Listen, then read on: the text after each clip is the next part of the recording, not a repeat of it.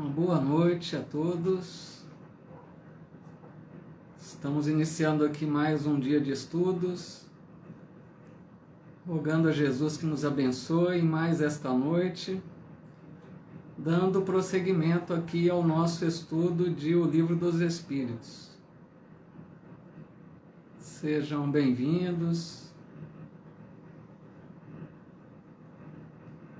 É uma alegria podermos estar aqui mais uma noite juntos para estudarmos esta doutrina que tanto nos ajuda em nossa vida. Então, é com muita alegria que a gente faz esse estudo e desejo a todos vocês uma boa noite, muita paz, que nós tenhamos aqui bons momentos juntos em mais esta noite. Hoje nós estamos também fazendo uma experiência de transmitir pelo Instagram. Vamos ver se vai dar certo, não sei se vai ser bom, se vai dar certo. A gente está fazendo uma experiência, fazendo um teste aí para ver se tem algum proveito a mais, alguma vantagem. Então vamos observar. Então, já percebendo aqui os amigos chegando, a Neuza Marquisola aqui no Facebook, muito bem-vinda. Maria Helena Butião, a Fernanda Fernandes. Aqui no Instagram, a Rosângela Quimelo, Amanda. Bem-vindos, pessoal. Uma boa noite a vocês. A Neuza Beleza também chegando aqui conosco. Nós aqui... Na semana passada, nós concluímos o estudo do capítulo 3, da segunda parte do livro. Nós concluímos o estudo do capítulo Retorno da Vida Corporal à Vida Espiritual. E hoje nós vamos iniciar o capítulo 4 dessa segunda parte do livro, tá? E o tópico chamado A Reencarnação. Fernanda aqui também, Rafael Casotto no Instagram, muito bem-vindos, uma boa noite.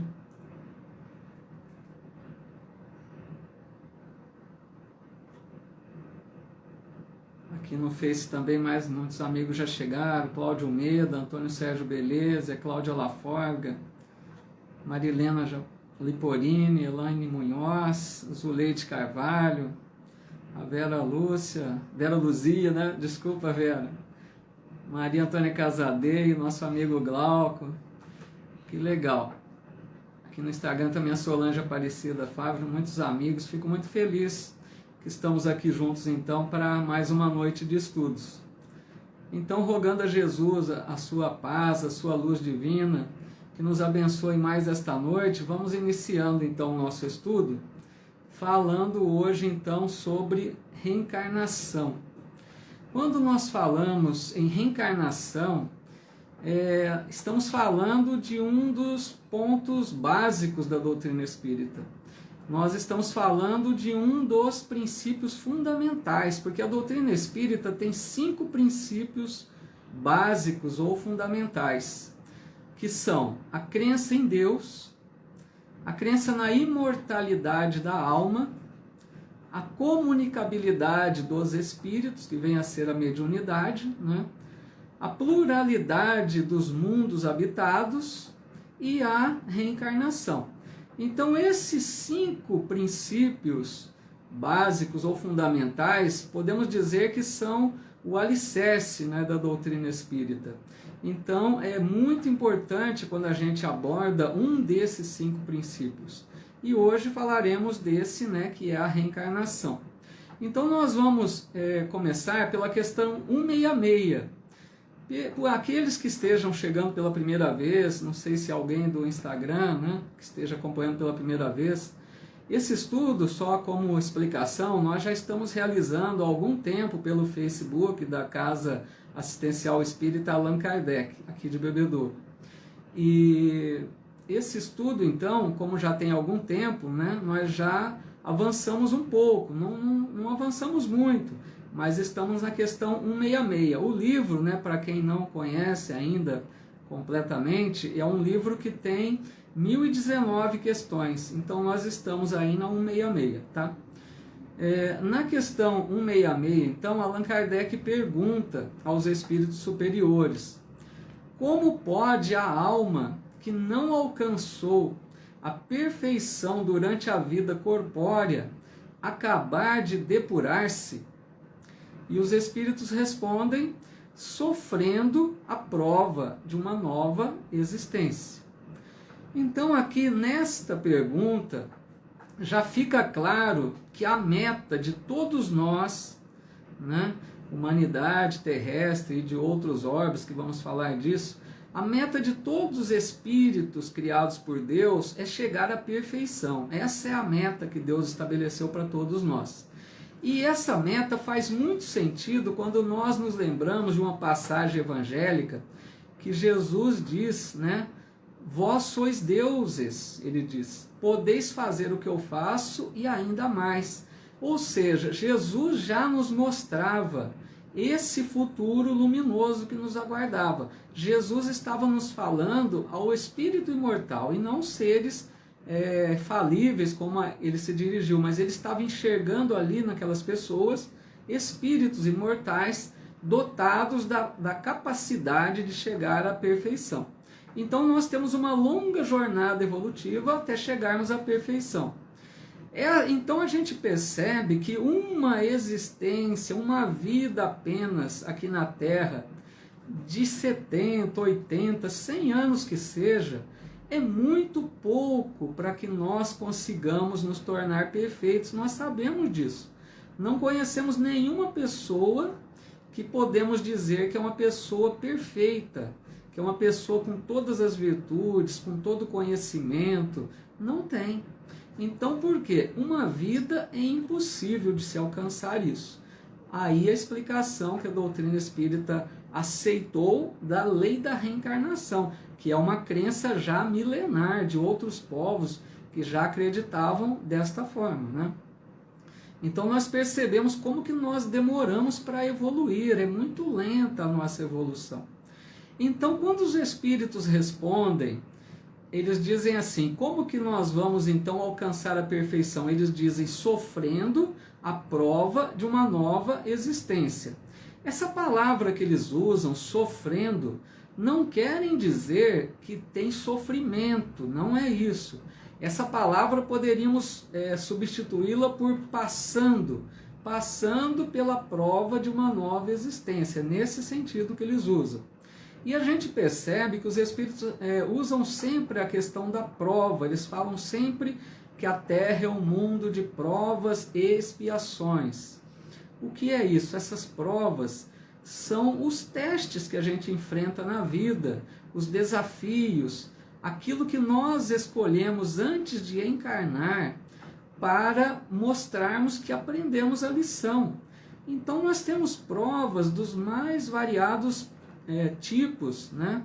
Provas no seio da família, provas no ambiente profissional, prova na convivência, provas conjugais. Então, assim, nós temos vários tipos de provas para ver como nós nos saímos diante dessas provas da vida.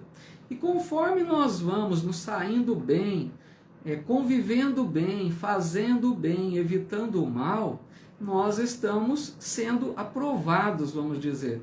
Nós estamos dando passos na nossa trajetória, no nosso progresso aí espiritual. Então a prova está sempre ligada com a reencarnação, porque reencarnação significa sermos submetidos a novas provas, novos testes, novas oportunidades para crescimento espiritual. Tudo bem até aí, pessoal? Se tiverem alguma dúvida, algum comentário que queiram fazer, principalmente para aqueles que estejam acompanhando pela primeira vez, podem ficar à vontade. A gente tenta, dentro do possível, responder ou aqui compartilhar o comentário que vocês façam a respeito, tá bom? Então, muito boa noite a todos os amigos que chegaram mais aí, tá bom? Sejam muito bem-vindos. Muita alegria aqui estudarmos juntos, tá bom? É muito bom mesmo. Então vamos lá, por enquanto, nenhuma dúvida ainda, nenhum comentário, vamos prosseguindo, mas se alguém tiver, pode registrá-lo que a gente vai acompanhando. No desdobramento dessa questão, ou seja, a 166A, que Allan Kardec desmembra às vezes uma questão em 2, 3 partes aí. Na 166A ele pergunta assim, como realiza essa nova existência? Será pela sua transformação como espírito? Ou seja, olha que pergunta interessante. Allan Kardec está querendo saber se essa nova existência, ou seja, porque os espíritos disseram que é preciso passar pela prova de uma nova existência. Ele pergunta então que se seria pela transformação como espírito, se poderia ser no mundo espiritual, porque quando a gente desencarna, a gente volta à pátria espiritual. Então ele pergunta se nós poderíamos, avançar somente no mundo espiritual. A nossa transformação poderia ocorrer lá, É mais ou menos nesse jeito que ele está perguntando. E os espíritos respondem então, depurando-se, a alma indubitavelmente experimenta uma transformação. Mas para isso, necessária lhe é a prova da vida corporal. Fica muito claro, então, que é preciso voltar à matéria, voltar a habitar um novo corpo físico. No mundo espiritual, quando nós desencarnamos, nós progredimos sim. Nós temos condições de avançar no mundo espiritual através do conhecimento que nós adquirimos, do aprendizado com os mentores espirituais, espíritos mais elevados que nós. Nós repassamos as nossas vidas passadas através das memórias que trazemos do passado. Então nós analisamos tudo o que fizemos em outra existência no mundo espiritual. Nós chegamos então à conclusão lá, nós chegamos à conclusão de onde se encontram nossas maiores falhas, nossos maiores problemas, onde nós precisamos trabalhar mais na nossa questão moral, Então nós nos preparamos para reencarnarmos com condições favoráveis a melhorarmos nesses pontos chaves aí, nesses pontos onde nós estamos falhando. Então é feita uma programação de reencarnação para que nós tenhamos condições de trabalhar esses pontos que ficamos aí devendo, vamos dizer, para a lei divina, Pontos que nós estamos ainda precisando melhorar, precisando corrigir. Então tudo isso a gente faz no mundo espiritual. A gente relembra das existências passadas, algumas, Nós conversamos com os espíritos orientadores, nós participamos de orientações, palestras, cursos, aprendizado, trabalhos que nós realizamos lá no mundo espiritual que nos ajudam a nos prepararmos para a reencarnação. Tudo isso acontece. Mas fica claro que há necessidade da reencarnação, ou seja, precisamos voltar para o mundo material, como estamos aqui hoje. Precisamos de um novo corpo para que nós possamos consolidar aquele aprendizado que adquirimos na pátria espiritual. Porque vejam só, no mundo espiritual é mais fácil. Nós estamos convivendo entre os iguais. Lá nós não temos essa diversidade de pessoas nas suas mais variadas condições evolutivas. Lá nós estamos entre pessoas, entre espíritos afins. Então aqui na Terra ou em outros planetas, quando reencarnamos, nós encontramos a diversidade. Nós nos deparamos com pessoas que são completamente diferentes de nós. Nós vamos travar contatos com as pessoas bondosas, mas também com pessoas agressivas, violentas, que não têm respeito.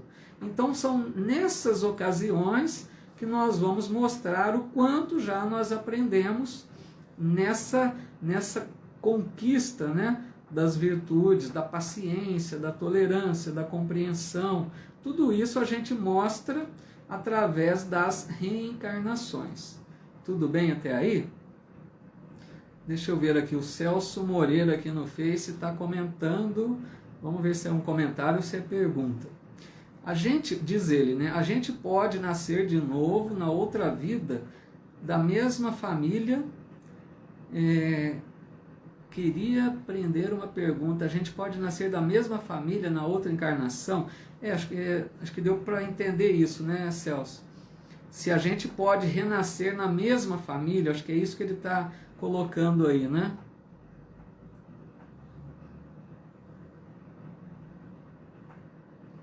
Se for essa questão, Celso, se não for você me corrija, que eu pude compreender aqui meio rápido, foi isso. Se nós podemos, e é isso que mais acontece, porque quando nós reencarnamos, muito provavelmente retornamos junto daqueles com os quais já convivemos. Isso é muito comum. Mas precisa ficar claro que não só junto desses, porque senão a gente ficaria nesse laço estreito da família consanguínea. Nós precisamos avançar, nós precisamos cada vez mais ter contato com outros também, né? Então nós vamos alargando a nossa família espiritual, não só com aqueles com os quais convivemos, mas com outros também, tá? Mas é muito comum então retornarmos junto daqueles, né? Principalmente se temos, por duas condições principais. Se nós temos afinidades, né? Nos sentimos bem, temos um carinho especial, um amor por determinadas pessoas, nós retornamos juntos, porque nós formamos uma família espiritual, além dos laços do sangue, né? Então, mas também nós voltamos se nós temos também desavenças, né? Problemas para resolver, porque a lei de Deus é lei de amor. Então, se nós numa vida não criamos problema com as outras pessoas, criamos desafetos, prejudicamos a outros, nós precisaremos retornar juntos em outras oportunidades para que nós possamos transformar aquele ódio, aquela desavença em amor, né? Em um bom relacionamento. Então nós podemos voltar por afinidades, mas também por necessidade de reparação, de reajuste, tá bom? A Vera Luzia Lopes coloca aqui uma boa pergunta. Nós podemos não querer reencarnar, né? Porque é falado que nós temos livre-arbítrio, certo? Nós temos direito de escolha. Nós fazemos escolhas constantemente. Então a Vera pergunta, nós estamos lá no plano espiritual, podemos dizer, não vou reencarnar, não quero. Deus permite a todos nós essa liberdade de escolha, mas tem um limite, né? Essa liberdade de escolha, esse livre-arbítrio não é, vamos dizer, absoluto. Ele tem um nível aí de tolerância, né? Deus permite até que a princípio não queiramos reencarnar imediatamente, podemos ficar postergando esta reencarnação. Mas chega uma hora que se nós não decidimos por nós mesmos retornar, aí às vezes é preciso que aconteça então as chamadas reencarnações compulsórias, né? Que isso nós ainda veremos mais à frente aí no estudo desse livro. Porque a reencarnação compulsória é quando o espírito precisa voltar mesmo a contragosto, né? Mas lembrando sempre que é para o bem desse espírito, porque passou de um limite de tolerância, e a reencarnação é a oportunidade de crescimento espiritual. A Lúcia Fermino, boa noite Lúcia, muito boa noite a todos. Ela diz aqui, antes de ser espírita fiz coisa errada sem saber, vou ser castigada? Olha que boa pergunta da nossa amiga Lúcia, né? Porque muitas pessoas às vezes ficam receosas de fazer perguntas, eu acho muito interessante que serve para outros, né? Então essa pergunta da Lúcia é muito importante, porque todos nós podemos ter esse questionamento conosco. Eu já errei muito antes, mas agora eu conheci a doutrina espírita, eu quero ser diferente, eu estou entendendo a importância de não prejudicar o semelhante, de não me prejudicar com as minhas atitudes, né? De não me comprometer com as leis divinas. Mas Lúcia, fica tranquila, né? Lembrando aquela famosa frase de Jesus, quem estiver sem pecados, atire a primeira pedra. Então todos nós, sem exceção, a não ser que haja aqui na Terra um espírito puro como Jesus, que eu acho muito difícil, né, atualmente. Então todos nós, sem exceção, temos muitos erros, temos muitas falhas, mas não podemos ficar presos ao passado, não podemos ficar lamentando pelo que passou. Nós vamos ter a oportunidade de corrigir, fazendo o bem daqui para frente, fazendo cada vez melhor. Então se dedique a uma vida nobre de hoje em diante, né? Faça o seu melhor, viva não só para você, mas para o semelhante. Se dedique, se esforce, se melhore, se transforme e esqueça o passado, entendeu? Não fique lamentando, o passado paralisa. Nós precisamos tirar as lições do passado, mas para vivermos da melhor forma daqui para frente. Mas gostei muito da sua pergunta, foi muito oportuna, tenho certeza que serve para todos nós, tá? Deixa eu ver aqui, hoje é bom porque reencarnação são muitas perguntas mesmo, né? A nossa amiga Vera Luzia também nos dizendo aqui, nós que escolhemos vir homem ou mulher, a Vera sempre antenada também aí, vamos responder bem rápido essa, Vera, porque essa questão nós vamos aprofundar mais à frente, eu creio que por volta lá da questão 200, tá? Nós estamos aqui ainda na questão 160, mas vamos só para não deixar passar em branco, né? Que a Vera pergunta, escolhemos vir como homem ou mulher? Os espíritos vão dizer mais ou menos, se eu não me recordo bem da questão que é lá à frente, né? Mas eles mais ou menos vão dizer que tanto faz. A princípio tanto faz.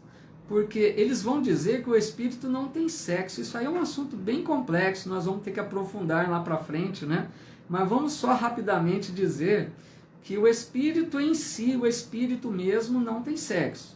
Então ele vai vir como homem, como mulher, para aprender nas duas condições. Tudo que a feminilidade pode oferecer e tudo que a masculinidade pode oferecer. Então tanto faz, tá? Só que ele vai escolher aquela que mais esteja naquele momento evolutivo dele, de acordo com as suas necessidades. Vamos dar um exemplo. Se aquele espírito precisa, por exemplo, trabalhar nele a questão da maternidade, é lógico que ele vai escolher um corpo feminino para poder passar por essa nobre experiência, né? Então, só um exemplo. Então, tanto faz, mas nós vamos precisar reencarnar várias vezes nas duas condições, né? Para que nós aprendamos o que as duas condições podem nos oferecer, tá bom? Isso bem rápido, Vera, porque nós vamos aprofundar mais à frente, tá? Mas muito obrigado pela pergunta, pela participação. A Marta Francisca da Silva, também aqui no Face, dizendo, viemos sempre com o mesmo sexo, né? Tem a ver com a sequência que a Vera colocou. Isso aí, viu, Marta, nós vamos também ver próximo lá da questão 200, que a gente reencarna um bom período no mesmo sexo, isso é o mais comum, para desenvolver bastante habilidade, né? Bastante sintonia com aquilo que aquele sexo pode oferecer, e depois começamos uma nova fase na outra condição, né?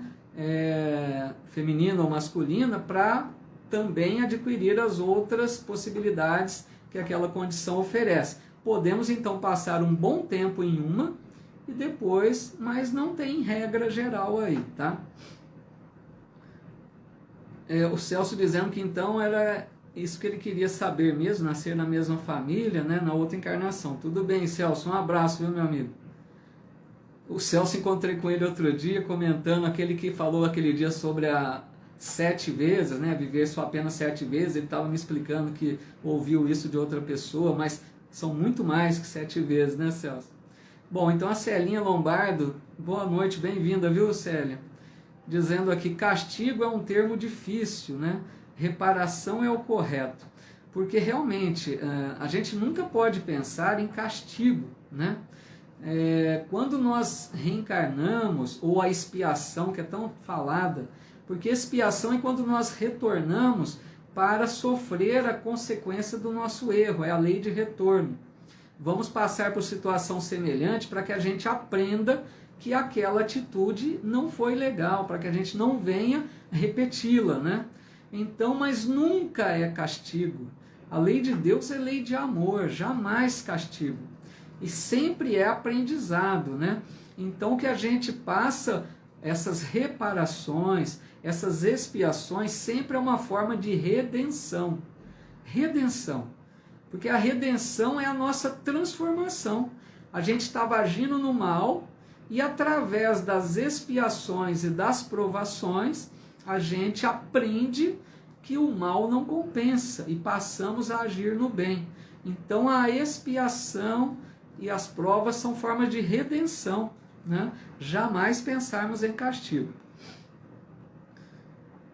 Quem mais aqui? Vamos ver, a Carolina de Jesus, que legal, também uma amiga bem distante da gente aqui, sempre estudando junto.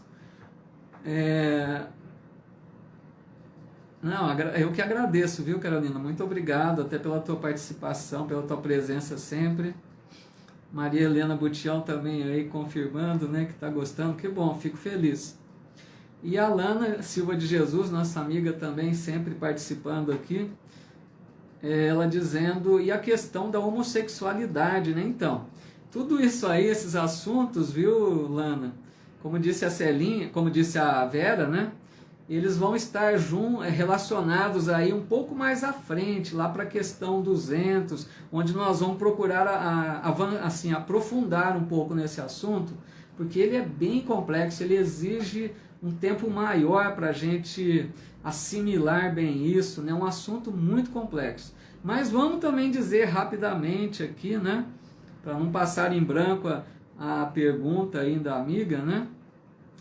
Quando falamos em homossexualidade, esse assunto é muito delicado. Eu tenho medo até de falar rapidamente e não ser bem compreendido o que eu quero passar, né? Porque já se pensou no passado que a homossexualidade fosse até uma doença, né? Para a gente ter uma ideia da ignorância, né? Da falta de conhecimento a respeito.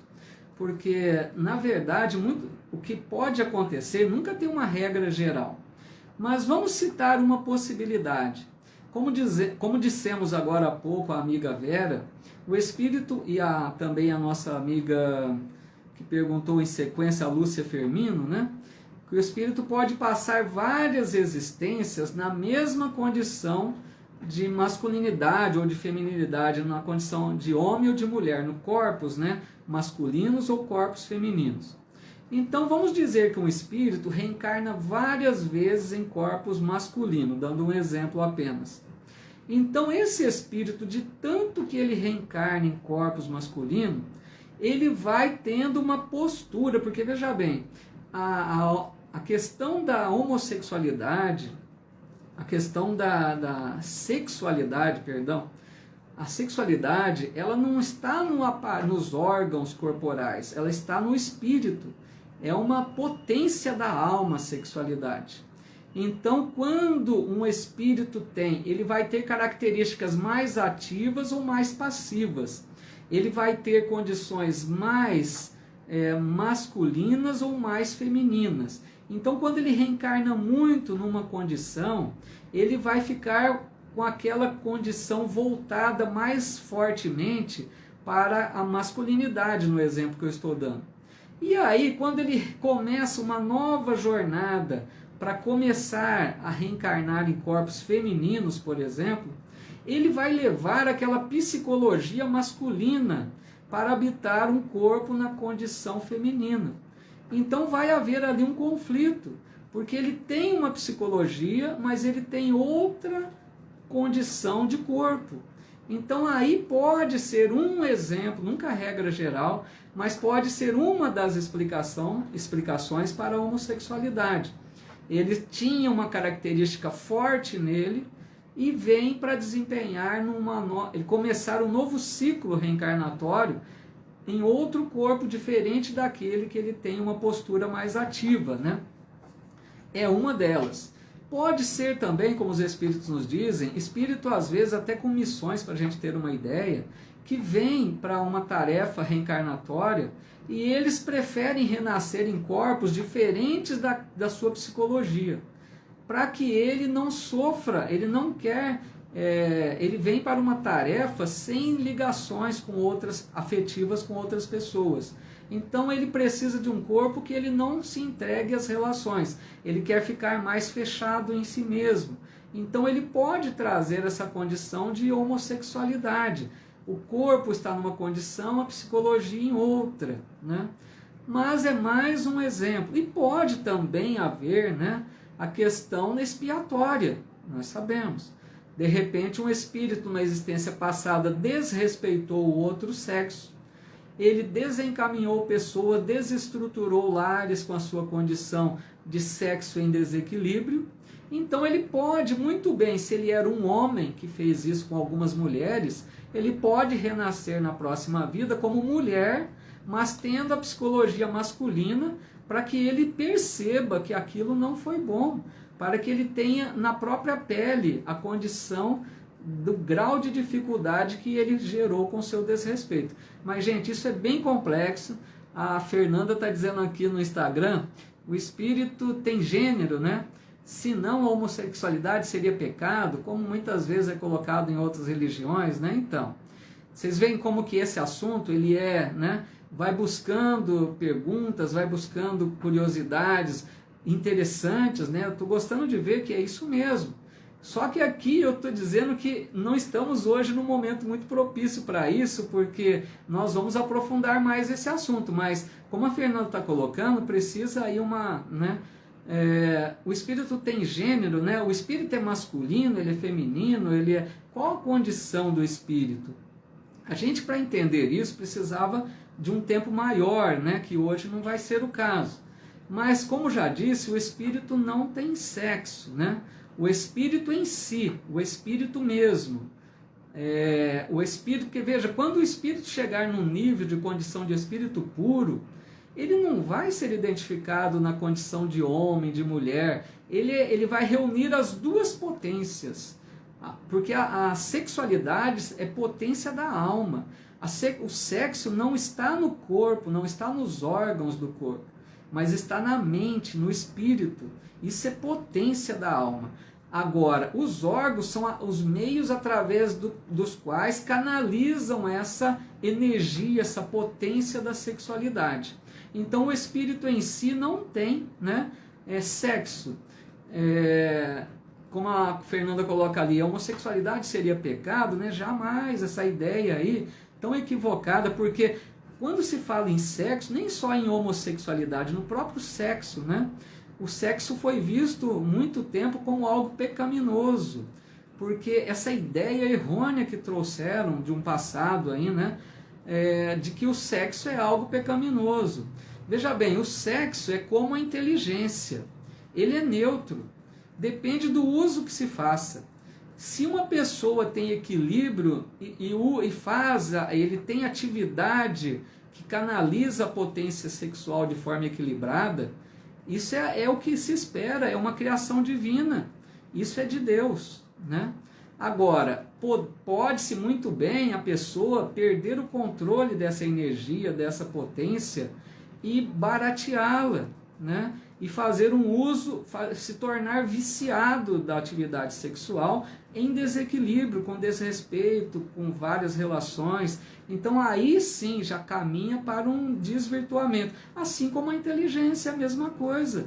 Você pode usar a sua inteligência para elevar outros, para compartilhar o que você sabe, mas você pode usar a inteligência para criar a bomba atômica como foi feito. Então vejam que o sexo em si, ele jamais seria pecaminoso, ele jamais seria algo errôneo. Depende do uso que nós fazemos. E a homossexualidade é a mesma coisa. Você pode ter um homossexual que você nem sabe, e eu conheço algumas pessoas que você não diz que a pessoa enfrenta essa condição de homossexualidade, que ele está nessa condição da homossexualidade. E existem outros que descambam para o exagero, para a promiscuidade. Então vejam bem, a homossexualidade em si é uma condição normal, como a heterossexualidade. Agora, o uso que se faz disso, como que desempenha na sua condição corporal que se encontra, aí é outra coisa. Mas esse assunto vai muito longe, né, pessoal? Me desculpem abordá-lo assim de forma mais rápida, mas apenas para não deixar aqui passar em branco, tá? Tudo bem, Fernanda? Não sei se respondi a sua questão. A Rosângela Quimelo aqui também no Instagram. Essa primeira explicação é bem coerente, né? Legal, então. E a Fernanda concordando. Obrigado, então. Valeu, Fernanda. Vamos ver aqui, tem mais questões aqui também. Deixa eu me ver. A Carolina de Jesus dizendo que é lá de Nova Iguaçu, né, do Rio de Janeiro. Que legal, muito bem-vinda, sempre acompanhando com a gente.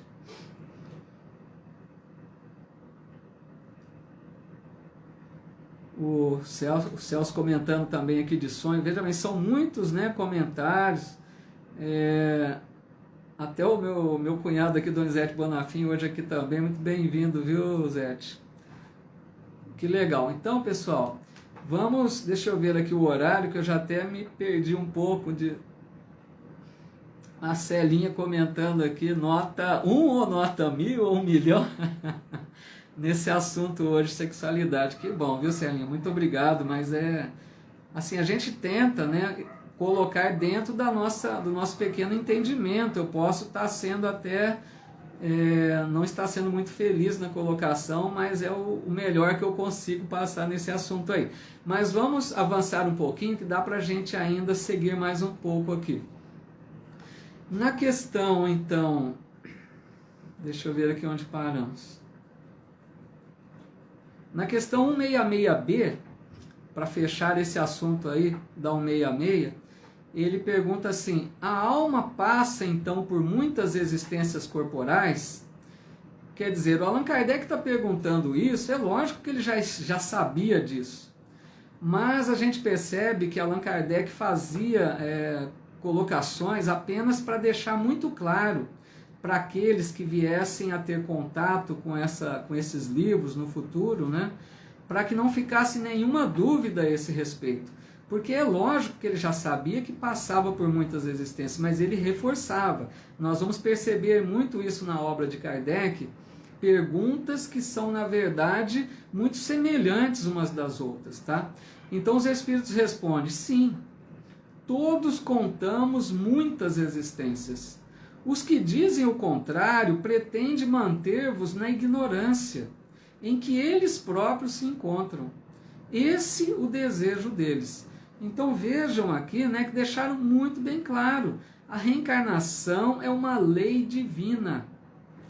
E muitos querem deixar-nos na ignorância, porque eles podem não acreditar e querem que outros também não acreditem. Mas aquilo que é verdade, um dia vai se confirmar como verdade. Não adianta negar aquilo que é realidade. É a mesma coisa se nós dissermos que a lei de gravidade não existe. Você pode negar 1000 vezes, mas é uma realidade. Assim é também a reencarnação. Então eles dizem: todos nós contamos muitas existências. Vejam que os próprios espíritos superiores estão respondendo que eles também estão sujeitos ao processo reencarnatório. Porque esses espíritos que responderam para Allan Kardec são os chamados, muitos deles são os santos da igreja. São Vicente de Paulo, São Luís, tem o próprio Sócrates, né, da Grécia Antiga, muitos filósofos, muitos seres assim de alta condição evolutiva. E eles estão dizendo: todos nós contamos muitas existências, todos estamos em processo de reencarnatório, né? Que legal, minhas 2 filhas acompanhando aqui no Instagram também, a Natália e a Isabela, um beijo. E a Isabela dizendo aqui: a reencarnação está explícita na Bíblia, mas as pessoas interpretam ao pé da letra e não com aprofundamento. Olha só que bom ler isso da filha, né? Muito bem, filha, isso mesmo. Porque na Bíblia, eu até coloquei algumas postagens na minha página do Face, né? Tenho feito alguns comentários às vezes, e eu coloquei um tópico lá algumas vezes, né? Reencarnação na Bíblia, mostrando alguns episódios da Bíblia que a reencarnação fica muito clara. Não tem dúvidas, isso está na Bíblia. O problema... Obrigado, filha linda, Natália. Mas o problema é que assim, as pessoas querem encontrar na Bíblia a palavra reencarnação, e não tem. Você vai vasculhar a Bíblia inteira e não vai encontrar a palavra. Mas a ideia reencarnação está presente, como a Isabela está colocando aqui, em várias oportunidades. Vamos dizer só mais uma aqui para deixar muito bem claro isso, né, que a Isa colocou. Vocês se lembram daquela passagem? Eu gosto muito dela, por isso eu vou contar de novo, pode ser que até já tenha dito aqui, que é a passagem do cego de nascença. Essa passagem diz no Evangelho da Bíblia mesmo, diz lá que Jesus certa vez encontrou com um cego de nascença. E os discípulos perguntaram para Jesus, vendo o cego: Mestre, quem pecou para que ele nascesse cego? Veja bem, ele era cego de nascença. E os discípulos perguntam: quem pecou para que ele nascesse cego? Foi ele ou foram seus pais? Gente, essas são as palavras do Evangelho. Foi ele ou foram seus pais? Eles perguntam. Jesus, se percebesse que a pergunta era indevida, porque veja bem, quando os discípulos perguntam, foi ele? Quando que ele teria pecado se ele nasceu cego? Só poderia ser numa vida passada. E se Jesus percebesse que a pergunta dos apóstolos era absurda, ele teria que corrigi-los. Ele teria que dizer, não, vocês estão equivocados. Como que ele pode ter pecado se ele nasceu cego? E Jesus não corrige. Ele não corrige porque a pergunta é totalmente coerente. E Jesus apenas responde, nem ele e nem seus pais. Mas ele nasceu assim para que se cumpra nele as glórias de Deus. Em outras palavras, para que ele sirva, que ele seja mais um que eu possa curar, né, que Jesus curou, para mostrar as glórias de Deus. Então aquele cego aceitou nascer cego. Ele não tinha dívidas com a lei divina. Ele não estava em processo expiatório. Mas ele aceitou nascer cego, ele pediu para ser mais um para colaborar na missão do Cristo. Então ele nasceu cego, Jesus o curou em uma certa idade, mas ficou claro ali nessa pergunta que poderia ter sido ele. Se poderia ter sido ele, a ideia da reencarnação está clara, absolutamente clara. Essa é só uma das passagens, tem muitas outras, né, que não é o caso agora narrarmos aqui. Bom, deixa eu ver aqui no Face se tem alguma colocação, mas tá...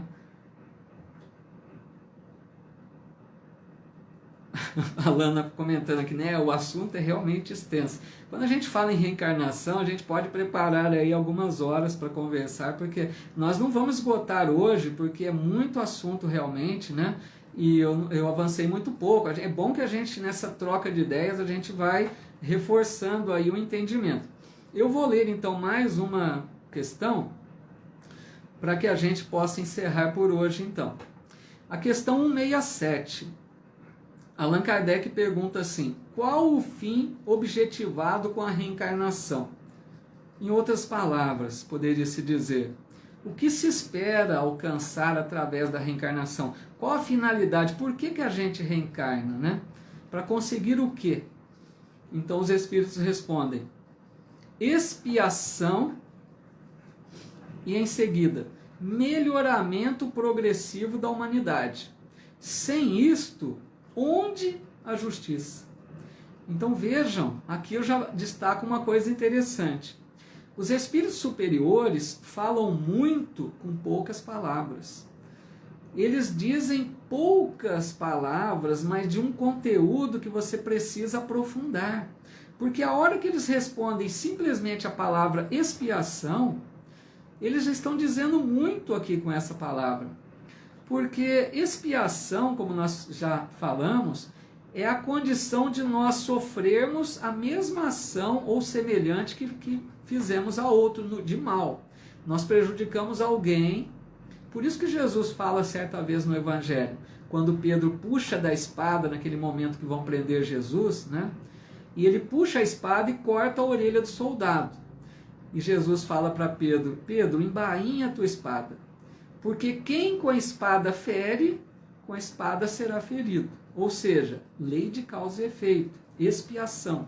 Jesus estava mostrando que nós estamos sujeitos a sofrer ação semelhante no mal que fizemos.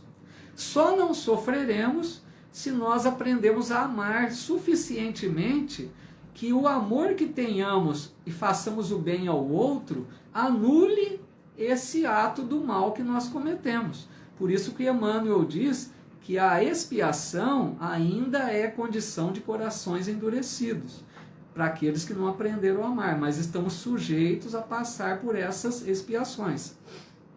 Então a reencarnação é oportunidade para nós expiarmos os erros do passado. Por quê?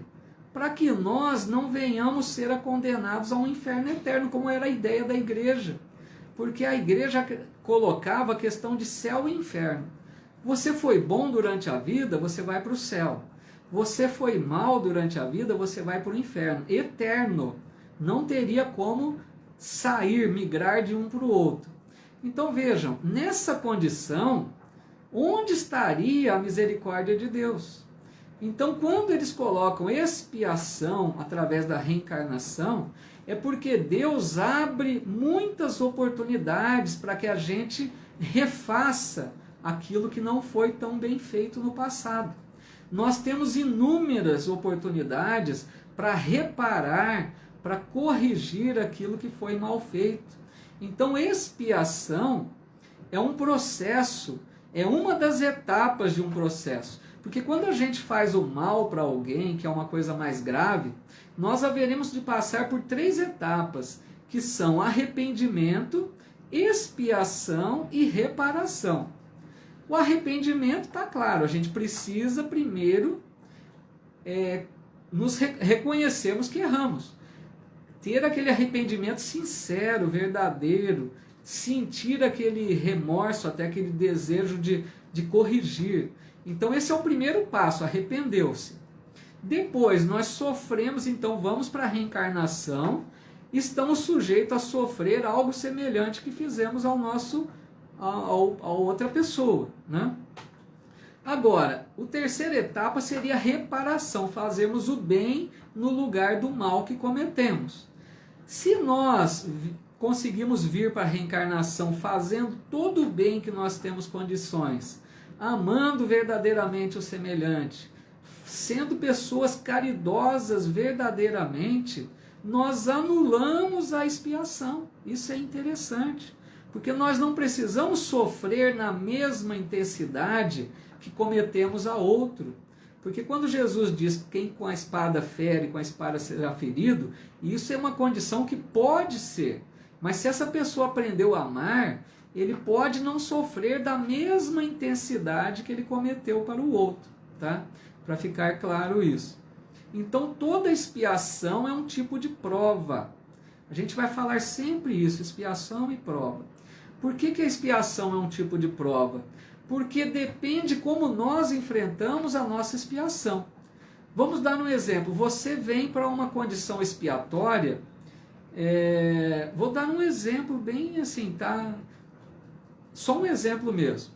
A pessoa vem na condição de pobreza extrema, de poucos recursos financeiros, numa vida precária, bem difícil mesmo. Então essa pode ser prova e pode ser expiação, mas vamos considerar que seja expiação. Ele foi um mal rico do passado. Ele ficou orgulhoso, ele ficou egoísta, ele não pensou no semelhante, ele fechou-se em si mesmo e na sua família, ele esqueceu a sua volta e usou todo o seu recurso somente para si mesmo. Então este pode, né? Não estou afirmando que vai, ele pode renascer na condição de pobreza extrema, para aprender o quanto é duro depender do auxílio de outros, né? Então esse que nasce nessa condição de miséria, ele passa pela prova de saber como ele vai enfrentar essa expiação. Se ele for um pobre resignado, que não reclama, que não se revolta, que não se sente injustiçado, que vai em busca de melhorar a sua condição, foi aprovado na prova.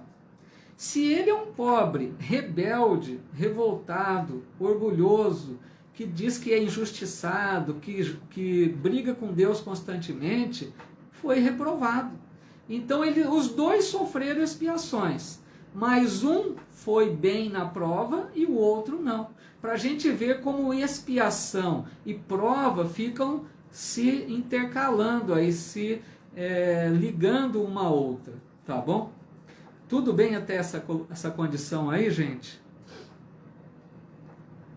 A Maria Antônia Casadeia aqui no Face colocando: Paulinho, então qual a diferença da expiação da lei de Talião? Puxa vida, que pergunta maravilhosa, Maria Antônia.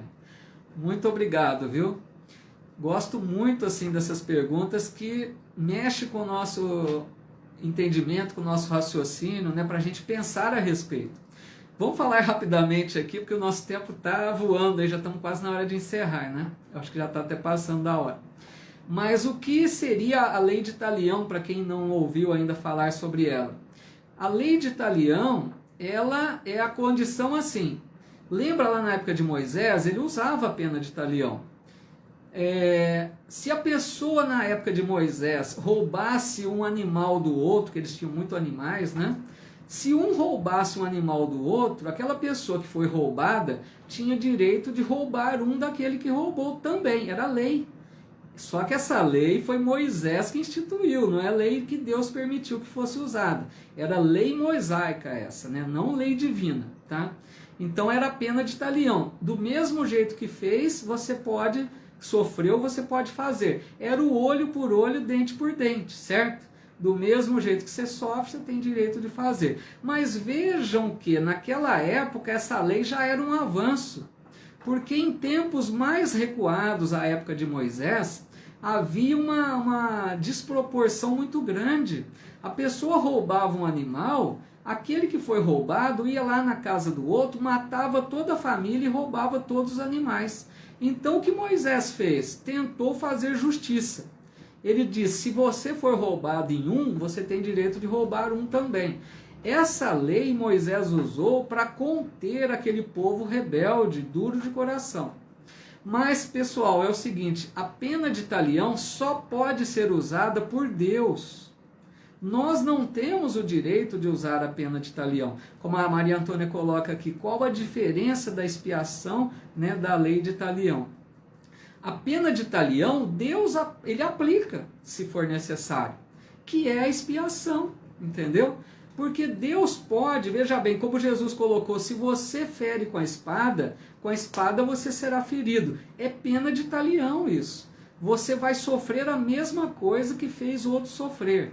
Mas, que fique bem claro, a lei de Deus é lei de amor. Deus oferece primeiro, antes da expiação, antes da pena de Talião, ele oferece a possibilidade de reparar com amor. Jesus tem uma frase que vem de acordo com isso, que Pedro registrou na primeira epístola, que Jesus diz assim: o amor cobre uma multidão de pecados. Então, quando Jesus disse isso, ele quer dizer que nós não precisamos sofrer a pena de Talião. Se nós erramos muito no passado, prejudicamos as pessoas, mas se nós renascemos numa próxima existência, completamente decididos a amar o semelhante, a fazer o bem, desinteressadamente, caridade pura e verdadeira, nós não sofreremos a mesma pena de Talião, entendeu? Então a pena de Talião só pode ser aplicada por Deus, ele aplica algumas vezes, mas primeiro ele oferece a possibilidade do amor. Tá ok, Maria Antônia? Deixa eu ver aqui, tem mais uma colocação da Zuleide Carvalho, amiga lá da Bahia também. Temos amigos de várias localidades, é tão gostoso estudar assim com pessoas afins, né, de vários pontos aí, o que a internet nos permitiu, né? Não sei se está acontecendo só comigo, a conexão está travando. Ah, tudo bem, aí tem mais alguém com problema, apesar que nós já estamos quase concluindo, né? Aí ela dizendo aqui que a Vera também, acho que deve ser algum problema isolado. Para mim aqui parece que está normal. Pessoal, então, deixa eu ver aqui se dá pra gente... nós vamos ter que parar por aqui, senão nós vamos avançar muito, tá? Se alguém quiser, nós vamos fazer, como foi sugerido na última semana, uma oração final, um momento aí de reflexão, de oração, nessa época que está tão conturbada, né? Algumas pessoas pediram para que a gente fizesse, então, uma oração nesse momento final, uns minutinhos só, tá? Se alguém quiser pegar lá um copinho com água, que se acredita que bons espíritos podem vir fluidificar as águas, né? Podem colocar aí para aguardar essa fluidificação, então. Minha aguinha já está aqui também. Bom, a Maria Antônia dizendo que ficou muito claro, que bom. E a Elaine Munhoz também, que legal, muito obrigado. Então vamos lá, vamos pessoal fazer a nossa oração para a gente encerrar, né? Que hoje foi bastante produtivo, gostei muito da participação de vocês aí. Então convido vocês nessa hora para tranquilizarmos um pouco a mente agora. Raciocinamos bastante até agora, mas vamos respirar com um pouco mais de tranquilidade e vamos trazer à nossa mente uma figura bonita, uma paisagem, uma figura de Jesus, uma cena que nos marcou positivamente. Vamos trazer à nossa mente algo de bom nessa hora. E vamos elevar a Deus um pensamento de gratidão pela nossa vida. Deus nos concede a vida, que é uma grande bênção. E ainda mais quando estudamos o tema reencarnação, que nós estamos percebendo que a vida é uma nova oportunidade que Deus nos concede para reparação, para aprendizado, para crescimento espiritual, para reencontros. Então a vida é uma bênção. Mas é lógico que na nossa vida nem sempre tudo são flores. Passamos por momentos difíceis. Por quê? Muitas vezes expiação, que foi tão falado. Como foi nosso passado mais recuado em outras existências? Quanto provavelmente já nos equivocamos? Então hoje nós temos diante de nós, às vezes, quadros dolorosos, situações difíceis, mas precisamos nos manter tranquilos no entendimento de que Deus é o nosso Pai. Nós precisamos muito ter esse entendimento de que Deus é Pai, amoroso, infinitamente amoroso. E Deus que nos ama incondicionalmente não ia nos permitir sofrermos desnecessariamente. Que nós tenhamos esse entendimento de que se estamos sofrendo, se estamos passando por momentos difíceis, não é porque Deus está nos castigando. E não é também porque Deus não está vendo. Deus está completamente ciente de tudo que acontece no planeta Terra e na vida de cada um de nós. Deus está completamente ciente de tudo que nós passamos. E se Ele está permitindo isso, é porque tem uma razão maior. Não é por acaso que estamos passando tudo isso. Mas Deus nos oferece todo o auxílio através dos seus mensageiros do bem. Nós não estamos sozinhos nessa luta. Basta usarmos a oração a qualquer momento e pedir ao Pai forças, pedir a Deus auxílio, e os seus mensageiros estarão juntos de nós. Então que nós tenhamos fé. Quando eu digo fé, não é crença, porque nós acreditamos que Deus existe. Nós acreditamos que Deus criou todo esse universo infinito. Mas nós temos fé no sentido de confiança. Nós confiamos que Deus oferece o melhor para cada um de nós. Essa fé nós precisamos desenvolver. Que Jesus disse, se tivesseis a fé do tamanho de um grão de mostarda, diria a esta montanha, transfere-te daqui para lá, e isto aconteceria. Ou seja, ele se referia à montanha das dificuldades da vida, todos os problemas que nos assolam na nossa existência. Se tivermos essa fé, enfrentaremos qualquer problema, porque sabemos que Deus não coloca fardo mais pesado nos nossos ombros do que nós podemos carregar. Então desejo a todos vocês que tenhamos essa fé, essa certeza de que Deus é o Pai, olha por nós e está ciente de tudo que está acontecendo. Então só nos resta agradecer. Obrigado, Senhor, pela nossa vida. Obrigado, Senhor, pela doutrina espírita que abre um pouquinho os nossos olhos para as tuas verdades, para as tuas leis divinas, perfeitas e sábias. Ajuda-nos, Senhor, a compreendermos cada vez mais. Sustenta-nos, Senhor, nos momentos de fraqueza de nossa parte. Dai-nos a sabedoria, a compreensão, para que possamos avançar e nos sentirmos cada vez mais unidos a Ti. Porque sabemos, Senhor, que Tu estás conosco. Nós é que nos afastamos muitas vezes. Muito obrigado, Senhor, por mais essa oportunidade que falamos em Teu nome e sobre as Tuas leis divinas. Que assim seja.